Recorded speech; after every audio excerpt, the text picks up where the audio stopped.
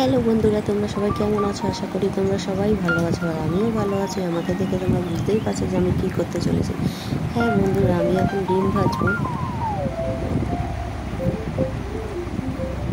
এই দেখো, আমার হাতে লবণ আর পুঁতি নিয়ে আমি চলে আসছি। আমি আগে থেকেই কড়াইটা 1 ঘন্টা রোদে রেখে দিয়েছিলাম, সাইডে তেলও রেখে দিয়েছিলাম। তো দেখো, আমি এখন তেল ঢালবো।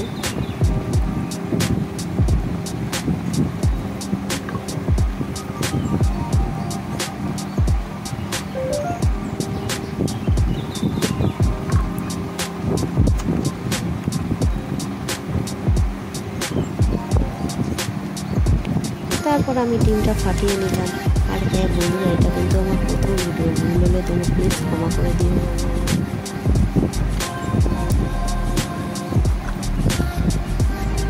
তো আমি কড়াইটা এভাবে রেখে নিচে চলে গেছিলাম।